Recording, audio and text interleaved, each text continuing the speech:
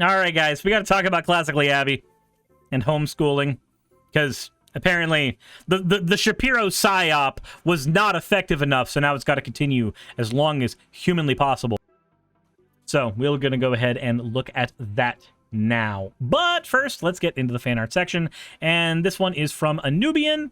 A punishment for showing galvanized square steel. I made Suris fight Cynthia, and he lost. As a consequence, got turned into a Pokeball. That's not a thing Cynthia does, but, you know, Cynthia can do a lot of things to me, and I'm entirely okay with most of them, for the most part. And then, Boys says, the long-awaited Part 3. So, this is a 3-part comic that they have been working on that has, well, if you've ever read the Dresden Files, then you'll know where this is coming from. So this is Harry Dresden. He is Chicago's #1 detective and #1 mage detective, because he's the only wizard in Chicago who has an actual business card. So there's other wizards in Chicago, probably, but he's the only one that you can actually hire for private eye stuff. And there's Bob the Skull, who has a lot of knowledge and has been connected into the internet recently and is basically a giant weapon that A, nobody should mess with, and B, has made a lot of very, very bad deals with the Fae and has pissed off many of them and really should not be around any of them at all. So he's kept in a basement. That said, I love Bob the Skull. He is amazing. And this is Harry Dresden apparently discovering slime Suris in a bottle. So then part 2 of it is Harry going, Bob, what the hell is this thing? And just Bob the Skull looking down at me. And then the panic between the two and the shaking. I don't know what's going to happen once the bottle shakes, but knowing what happens in the Dresden Files, probably a lot of world-ending events.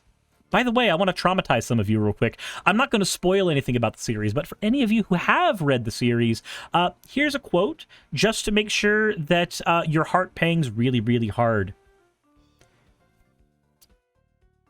I forgot the quote. I'm kidding. Here's the quote for me to traumatize you, just so we can get it out of the way. I used the knife. I saved the child. I won a war. God, forgive me. There we go. I just wanted to traumatize some of you. If you know, you know. If you don't know, you don't know. And it's entirely okay not to know. But if you don't know, maybe go read the Dresden Files.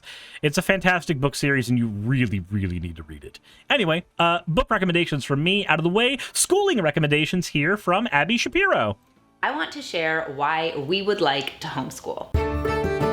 Okay. Hello, if you are new here, my name is Abby, and I would love if you would consider subscribing and hitting that notification bell. Or instead, you could subscribe to me and hit the notification bell on my channel. Please. In today's video, I'm going to be sharing why my husband and I are leaning towards homeschooling, why it's something we would really like to try, and why we're interested in it. Kind of from the positive and the negative viewpoint, meaning what we don't like about typical schooling and what we do like about... We're gonna speed her up so she sounds at least a quarter as fast as her brother. That's what we're gonna need to do here. Homeschooling. I am really excited to share my thoughts on this because I wasn't really homeschooled. I had 1 year of homeschooling, which honestly was not a very positive experience. But after learning more about homeschooling and other people's homeschooling experiences, I just think it's a great option for our family, maybe for other families. I'm just excited to talk about it. So let's just dive right in. So first of all, I'm a stay-at-home mom, so I'm home with my kids all day. I love being home with my kids. There are days that it's hard. There are periods that are hard. But as a general rule, I just really love being home with my kids. Okay, there's nothing wrong with liking having your kids there, I guess. I also think it's super important to be home with your kids. After reading Erica Commissar's Being There, that book really changed my perspective on how important it is to be present for the first 3 years of your child's life. Then I read, and I'm currently reading Hold On to Your Kids, which is a great book all about why kids are peer-oriented these days as opposed to like parent-oriented, and how they cling on to peers and try to learn from them, which is a really dangerous cycle, as opposed to going to adults. What? Learning from your peers is bad? Since when? Wait. No. Children are not uniquely different now than in other times of the world. No, that sounds like some book written by somebody who starts every single sentence with, back in my day. No, Kids are parent-oriented and peer-oriented, and there's nothing wrong with that. The only thing that makes kids more parent-oriented or more peer-oriented is either the stage of their life that they're in, depending on where their hormones are at and how rebellious they plan on being, and who their parents and who their peers happen to be. If they don't relate to any of their peers and they don't look up to any of their peers, they're not going to be very peer-oriented. And if they don't relate to or look up to their parents, they're not going to be very parent-oriented. Oriented. Razor says, you can't indoctrinate them easily because it fails at peer review. Dear God. For guidance on things. I'm kind of getting off on a tangent here, but essentially, I started to realize that I really wanted to have my kids home with me for the long haul. And I have a good number of reasons for why, and I think that they're really can be broken into. Do they begin and end with kids these days or schools these days indoctrinate kids or some shit? To positive and negative things. I'm kind of repeating myself here, but I feel like I kind of want to keep this video chatty because the fact of the matter is this is a really interesting, almost hot topic these days. People are always throwing around words like, oh, your kids aren't going to be It's more of a Spencer's. Socialized. What does socialized even mean today? Does it mean that your kids are going to be the kind that are always on their iPads or have a phone at 7 years old or are rude to adults? Like, what is... No, it means your kid's going to know how to talk to other fucking kids. What are you, an idiot?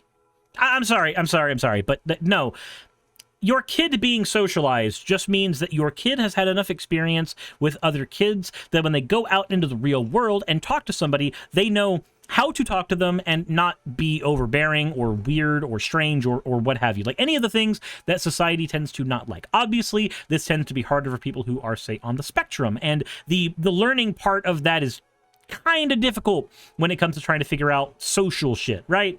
But in general, the reason that you have kids hanging out with other kids is so that those other kids and them can talk and be friends. Because ultimately, there are different levels of friendship that your kid is going to have. There's the friendship they have with you. Obviously, they're not just friends with their parents. They're far more than that, but that is a level of friendship that they have. There are certain things they're going to feel like they can confide in their parents with. But then their friends are going to have different things they're okay confiding into them about. Sometimes more, sometimes less. It depends on the type of friends that they are having. In general, it's better for kids to be able to have a bond with their parents and a bond with the friends around them, for them to have a community around them. Hell, letting your kids be around other kids can teach them how to operate in a community with other people. Whereas if they're just sitting in a house with you all the time, they don't necessarily get that. What does socialized mean? Yes, I want my kids to be good at interacting with other kids, but my kids are with other kids so much of the day. Like, we go out every single morning. So again, this is going to be more chatty because I think this is just an interesting conversation. So let's get a little more specific here. So when I say positive and negative things, what I mean is there are positive reasons to homeschool. There are reasons we want to homeschool. And then there are negative reasons for regular schooling that we would like to avoid. So let's start with the reasons we would like to homeschool. So let's... Only all the goods of the homeschooling. Only all the bads of the schooling. I don't smell any bias in this video whatsoever, do you? Start off with siblings. One of the coolest things about homeschooling is that your kids actually get to spend time together. My husband and I were just recently chatting about how once you have your kids in school, they are separated from each other for the majority of their childhood because they're spending most of their time in separated grades where they don't see each other a lot. And the times they do see each other, it's like it's stressful because you're trying to get out, or it's dinner time, or it's the morning where you're trying to go to school, or it's on weekends where their friends are already the friends that they've made in school. So they don't really want to spend time with their siblings. So this is... That's not true, though. There's plenty of people who grow up with their siblings and go to school and have very positive relationships or negative relationships, but relationships nonetheless with their siblings. Like, yeah, one depends on the age difference, and two, I don't think I believe that. That's like saying that you and your partner cannot have a relationship with each other because you work. So just as an example, right? We'll just throw this out there. I have a relationship with my partner, Saki. It's not as good as I would like it to be because I would always like that relationship to be better. Every single day, I wake up thankful as hell that I am in the relationship that I am in, and I am actively working to improve that relationship every single day that I am around. To that end, what do I want to do with most of my days? I want to spend time with my girlfriend. That's what I want to do. I want to hang out with her. I want to play video games with her. I want to go out and play Pokemon Go with her. Like, these are the things I want to do. I want to play card games with her. It's all I want to do from top to bottom. I don't really want to do other things 9 times out of 10. I want to spend time with my partner. But does the fact that I have to work, I have to come here and stream and talk to all of you and edit videos for the Magic the Gathering channel and record all that stuff as well, which happens fully behind the scenes, record Patreon videos, which I've completely forgot how to do recently. That's a bad thing I need to get on. Does the fact that I have to do all those things, which usually takes me between 4 and 8 hours of a day, does that mean that I don't get to have a relationship with my girlfriend? No, not at all. I also spend most of my time on the weekends with my friends. I go out to Magic tournaments on Friday and Saturday and spend my time playing Commander with my friends. Does that mean magically when I get home and I'm with my partner, I'm not able to enjoy time with her anymore? I'm not able to establish a better and deeper relationship with her anymore? No, because that would be stupid. That would be a very stupid take. That time that is separate from the time that is working, or in this case, time that is in school, is still time that you're able to form bonds with people. And in fact, you can form deeper bonds with people when you separate for a little bit each day. Because you get to now have conversations about what happened during your day. What happened at work? What happened at school? Did somebody bully you? Did you meet a new friend? Did anything happen that was outside of the norm? Did you take a toy to school today that you didn't think you were going to bring and it started a conversation with people you didn't think you were going to have a conversation with? You can have those conversations after school now with your parents and with your siblings. Like, you get to have that time now. But yeah, let's pretend that keeping them together 100% of the time is the only way that you can have a healthy relationship between siblings. In my mind, part of the issue with the peer orientation thing is if your kids are spending all of their time with kids who are exactly their age, those are going to become their friends, and then their siblings become an annoyance. I would love for our kids to Not necessarily. There's plenty of times where the siblings become friends too. spend the majority of Also, spending the majority of your time with your siblings can also make them an annoyance. their time with each other and really view one another not just as annoying siblings, but as friends. And yes, they will have friends additionally. They probably won't view age as strictly like, oh, you're in my grade, so we can be friends, and you're 1 grade below me, so we can't. But they'll definitely still have friends. Who the fuck does that? I never saw that issue. I didn't see that issue when I was in middle school. I didn't see that issue when I was in high school. I didn't see that issue when I was in elementary school. Their age, because co-ops exist. There are so many social opportunities, sports. There are so many ways to have your kids spend time with kids that aren't their siblings. So why not make the majority of their schooling and their day-to-day with one another, so you don't have to deal with that constant stress of your kids not really liking to spend time with each other? Because if they do it all the time, that's what they know. Like, that's good to them. And so I'm really excited. It can be so, like, what if they have a negative relationship with school and they come home and the other sibling is like the safe place for them? Or what if being with their sibling all the time makes their sibling not the safe place for them? Like, there's a lot of assumptions here. At that prospect. Now, again, I don't know that this is all going to work out, right? These are all hypotheticals because I haven't started. But these are things that make me feel encouraged. The next thing is we get to learn and share a lot of different perspectives on the subjects that are learning, as opposed to normal school, where you get your history book. And there's one way to view history, and it's what your history book says. And a lot of the time... Oh, no, she wants to indoctrinate her kids. Oh, no, that's what it is. That's what it is. She wants to both sides history. She wants to both sides the conversation about evolution and science. That's what she wants to do. She wants to both sides gravity. That stuff is a terrible viewpoint. It leaves things out. It includes more of one thing or another. It's got a leftist lean. Like, there's a lot of... There it is. There it is. The history books have a leftist lean. The history books have a leftist lean. I have to stop it. I have to stop my kids from listening to leftist history. My girl, do you know why many areas of academia have a leftist lean? It's because we're right. I'm just going to be arrogant and fucking say it. It's because we're right. Facts tend to have a left-wing bias. Because we're fucking correct. That's why. Not all the time. There are plenty of times where leftists have been absolutely dog water wrong on shit. If you go back 2 decades, we were the ones wrong on vaccines. But right now, in this moment, most of the time, facts have a left-wing bias. I'm sorry, but you're being stupid.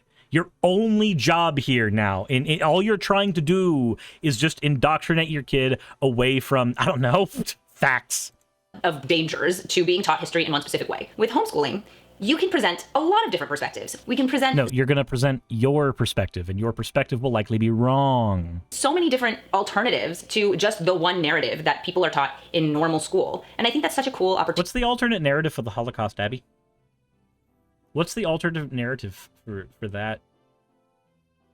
I feel like maybe this alternative narrative thing isn't as much of an issue as you might think.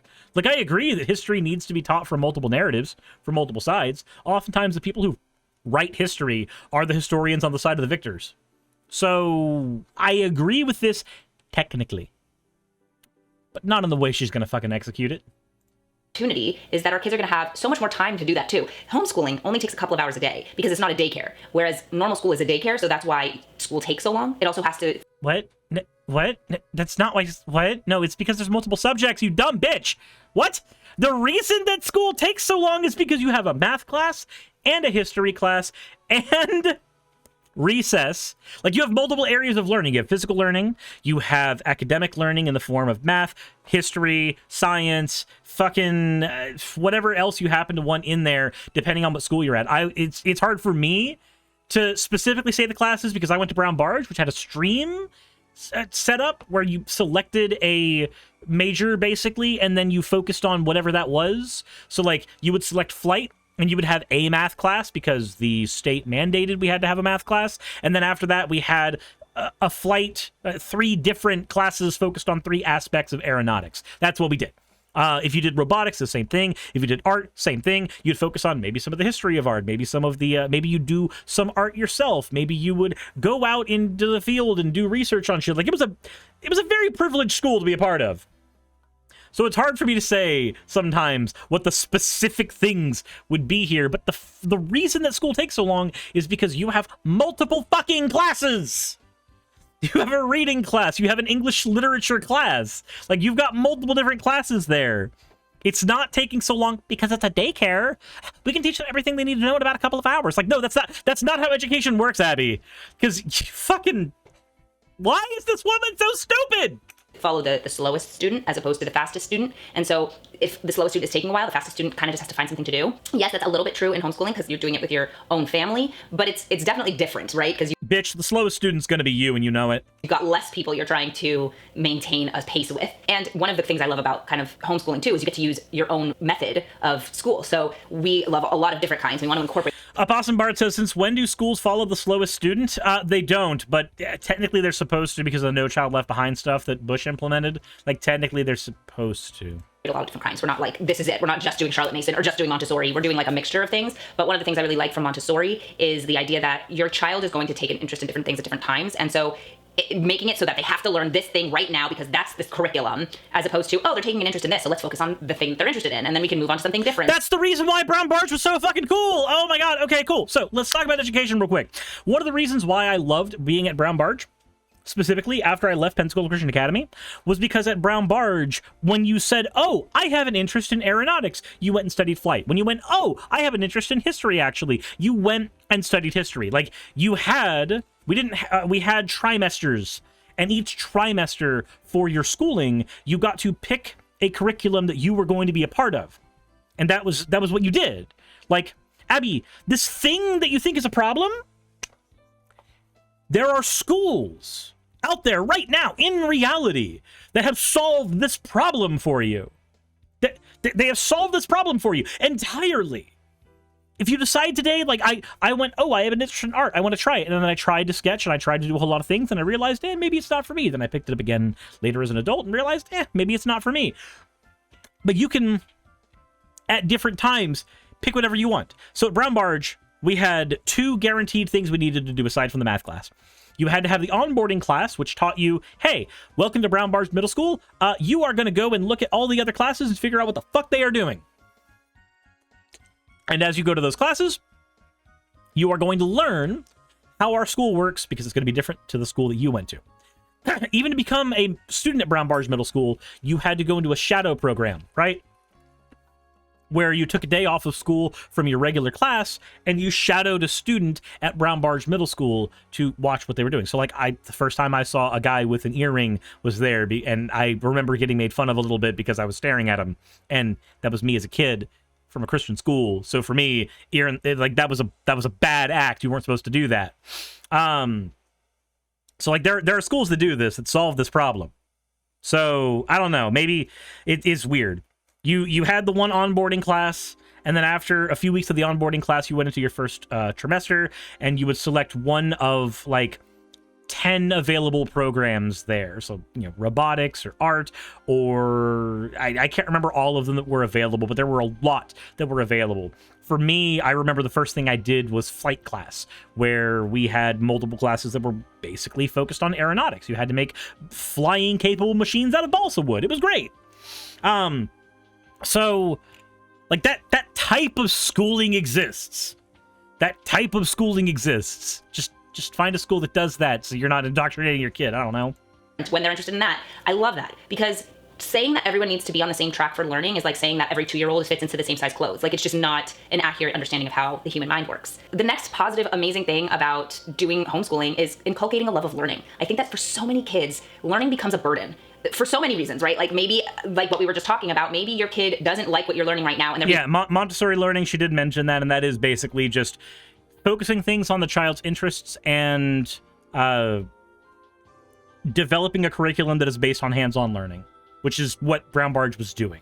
Forced to focus on a subject that this just doesn't click for them in this moment. Or maybe they have a bad teacher, which happens all the time. And I hear this and it drives me crazy, is where someone's like, yeah, my kid hates their teacher. I guess this is just gonna be a bad year. A bad year of learning? Are you crazy? Like, that's so crazy to me. Or there's a ton of homework and they hate the homework. Or maybe they're just not liking school. That happened to me. I couldn't get a hand on geometry with my first teacher. I realized that I needed two things to learn geometry. I needed a different teacher, and I needed to be able to distract myself. So I would play Pokemon Diamond on my DS I literally would have a bag on the table, and I would play Pokemon Diamond with one hand while I was using my other hand to write notes about geometry. And then I was able to pass the class. But I failed it when I didn't do that. That was the only way I could pass it, was by doing that. I was horrible at geometry and algebra and everything, and the only way that I was able to make it through any of those classes was by putting a distraction in front of me so that my brain could split its focus to the teacher. Otherwise, I fell asleep. That's what I needed to do. And it helped a ton. Like, there are a lot of reasons, right? I'm also in the middle of a book called Weapons of Mass Instruction, which talks about how schooling as we know it came to be and like why it is this way. And first of all, fascinating book. I need to continue with it because I've currently got about 10 books on. So yeah, no, so just to talk about that, there are actually a lot of problems with the school curriculum right now that are horrible. I had a very privileged upbringing. I went to a private school, then I went to a magnet school with the very unique learning experience that I had, and then I went to another magnet school afterwards, West Florida High School of Advanced Technology, which tried to mirror a college in that you would like select a major, and you would go through multiple years of classes with majors, which was something that you just didn't do at most schools. Like, you had electives, but you didn't have like that major course that was worth college credits at a lot of high schools. So every single instance of my schooling experience was very, very unique. I got to have a very unique perspective on how education gets to work. However, in the majority of schools, education is done basically as a form of regurgitation. The goal is not to teach a child how to think, it is to teach them what to think. So while I will sit here and say, yes, school is a good thing, I can also say that there's a huge problem with the way we do school. We need to have several ways to overhaul how we do schooling right now. That's very, very important, as we don't do a very good job right now with education. But I still think we're going to do a better job than Abby will. Just saying. On my to-do list. But it's the concept of learning as a way to make people submissive in a way, as opposed to... because this is the way that we act. Like, she's actually right here. The way that we built the standard school curriculum was to get people out of classroom seats and into factory jobs. It was to get people ready for the industrial work environment, which doesn't exist anymore. That's not a thing that we have anymore. To encouraging like an entrepreneurial spirit or encouraging people to be creative, just saying like there's a right answer and a wrong answer, and questions really aren't what we want. We want people to understand it as we present it, and that's it. I can understand why you would lose a love of learning. So it's interesting. I was actually talking to my friend Nikki Philippi, and a huge reason that I'm interested in homeschooling is because of her, because she was homeschooled and she had such an amazing experience with it. And she told me how she was at a point before she started homeschooling where she hated learning, and that homeschooling then made her a lifelong learner. Like, she loved to learn. And it makes me so nervous, the idea of just driving the love of learning out of my children.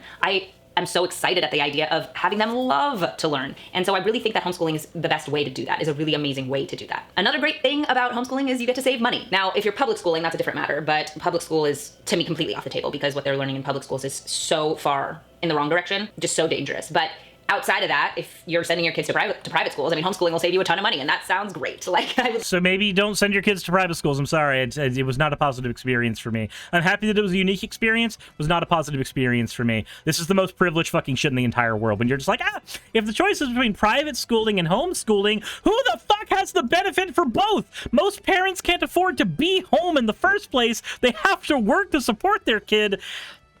The other option at that point probably isn't the private school. The other option is probably the public school. What kind of privileged position, Selesnian mana looking ass type of shit do you have to be in for this? I'd love to not spend so much on. I'm kidding. It's not Selesnian. I made that joke because the privileged position is a Selesnian card, but Abby plays Simic and you fucking know it. Abby plays the trust fund colors in Magic and you know it.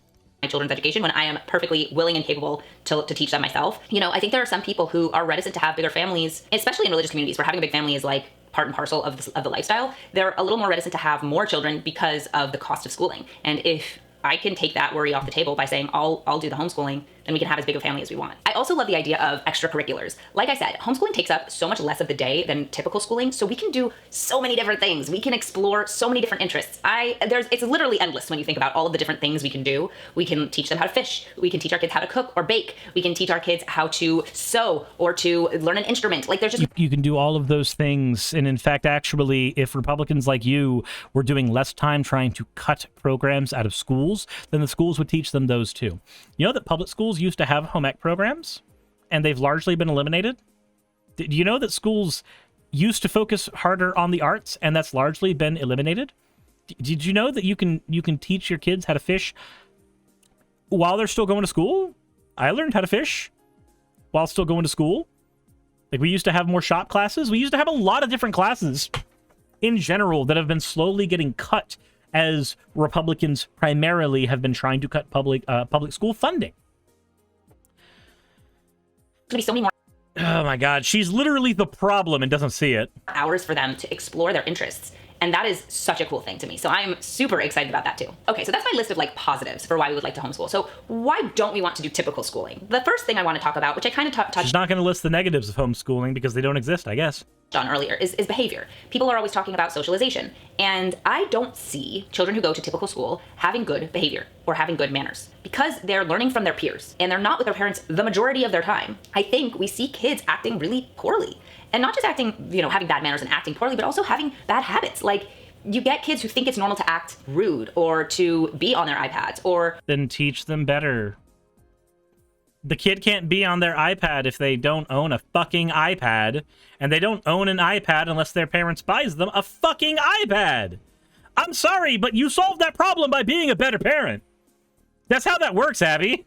Whatever else it is, I think that there's just a lot of negatives to the model that we have now where kids are just not spending a ton of time with their parents, where their parents can influence their behavior more. When your kids are in school, as parents, you have such a limited time to inculcate good behavior in your children. And those that do it, it's amazing, but I think it's so much easier to inculcate good behavior in your kids when they're home with you. So that's another element that I think is really important. Hand in hand with that is the concept of being peer oriented. So like I said, I mentioned the book Hold On to Your Kids, and that book also really influenced me. Now, I actually haven't finished the book, so I don't know whether or not he recommends homeschooling as the solution, but he talks a lot about peer attachment versus parent attachment and how important it is for parents to be the primary attachment for kids. Because parents are the ones who actually have life experience when we're teaching our children lessons. And when our children are attached to their peers, there's a whole host of problems that come with that, but it also includes... Man, this really is important information for parents who are good parents, but I feel like it doesn't account for parents who are bad.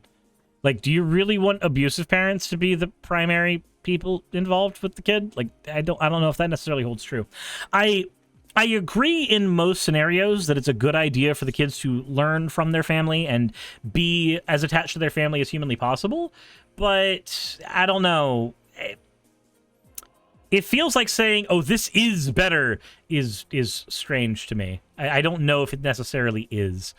But I'm also not a child behavioral psychologist, and I am not an expert in this field, so I am working with limited information, and I am willing to admit that. don't know if Abby is.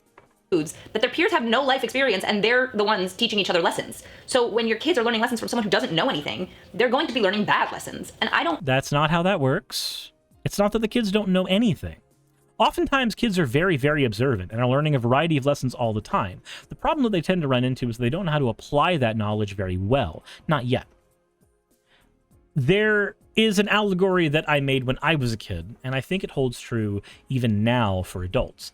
If you are older than someone else, your experiences are basically like a kettle, right? The older you are, the bigger the kettle. Now, that doesn't mean the kettle's filled with anything. That just means its potential for space is higher. So, if you are 12 years old, you have 12 years of potential experience to have had. If you are 24 years old, you have 24 years of potential experience to have had. Now, if the 24-year-old has spent all of their time living with a parent and never leaving the house and never getting a job and never meeting other kids, or at that point, other adults, and the 12-year-old is also homeschooled, then the amount of experience these two have is functionally identical. They have the same amount of experience, the same amount of socialization, the same amount of everything. The 24-year-old person has a bigger bucket, but that doesn't necessarily mean that anything is in the fucking bucket. So how does that apply here? So Abby wants to say that, oh, kids don't know anything. Yes, they do. They may have a smaller bucket. They may have a smaller amount of potential experiences to be had, but that doesn't mean that they don't have those experiences. For instance, let's say you have a homeschooled white kid. They don't know anything about a black kid's experience. They don't know anything about what it's going to be like to be raised in an environment where your mom might have to tell you a bunch of different rules about how to operate around police officers that you might not know and understand, and you might not figure that shit out until way later. But if you're spending all your time around them, that stuff's far more normal to the other kid, and it's going to end up slipping out eventually. And you'll be able to learn from your peers about what those experiences look like. You'll be able to figure out more and more about the world around you, piecing things together as you go. This is what you're going to end up doing as an adult anyway, let's be honest. Never too old to learn or never too young to teach. Yep.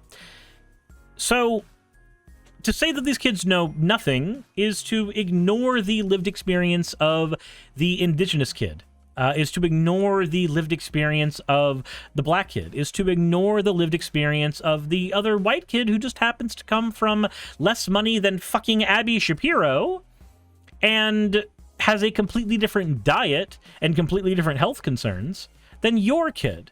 And your kid can learn a fuck ton of lessons from those people very, very easily. So, again, it is... Also, games. Like, I'm just going to say this as somebody who grew up primarily on games. The ability to have those friends talking about their favorite games at the school lunchroom, like, that's an experience I don't want to deprive anybody from having. Like, I don't. Said kids have more plastic knowledge than crystallized knowledge and vice versa. Yep.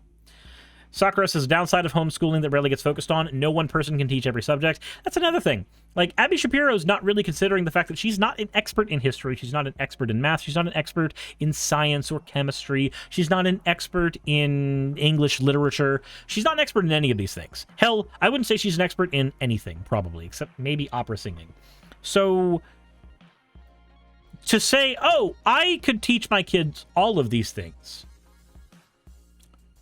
Maybe, but can you teach them as well as a trained professional?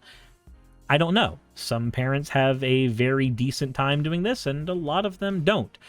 Take it from somebody who grew up and then went to work at Walmart and actually had people there who didn't know how to read because their parents were so focused on homeschooling them. They didn't teach them basic shit because it just slipped their mind. Tavrit says that isn't as much of an issue now that we've got the internet, so long as you give them a good bullshit detector. Dither says, when he's old enough, I look forward to him going to school because he can learn so much outside of me and my spouse. Yep, you're also... When you homeschool your kid, you are limiting the experiences that they can have to what you have had and you are giving to them. If you have them in school, you are bequeathing to them your own experience, and then also adding onto that and compounding onto that the experiences of all of the other people around them, the other adults, the other kids. I think I'll end this video on an experience that I had. I grew up in a young earth creationist household. I grew up going to a Christian private school. It wasn't until I got to high school, in public school, and had a Catholic teacher who I was told I was non-denominational. So as far as I was concerned, Catholics were a different flavor of Christian. It took that teacher talking to me about evolution for me to realize that evolution was okay for me to believe in. It was okay for me to do more research into the science of evolution instead of saying, oh no, if I believe that, God's going to send me to hell. It would be far better. I was far better off having the lived experiences of other people fold into my lived experiences, because it allowed me to take that first stepping stone of breaking out of quite literally religious indoctrination and dogma. I wouldn't have had that opportunity if it weren't for being in a public school and having someone else of a different faith, but close enough to mine, give me the tools I needed to take that first step, to break away from that anti-science bullshit that I had been taught in private school. But maybe y'all have some different experiences. Those of you who have had some very positive experiences with homeschooling, or those of you who have had negative experiences with it, or positive or negative experiences with public schools, or hell, even private schools, if you've done that, let me know in the comment section below. Hit the like button if you haven't already, and hell, I'd love to read your stories down there. As always, everybody, thank you for watching. Subscribe if you haven't already. Hit the like button, all that other fun stuff, and insert end of video tagline here. Hey, just wanted to give a quick thank you to all of my wonderful patrons who help keep me afloat and help keep this channel going.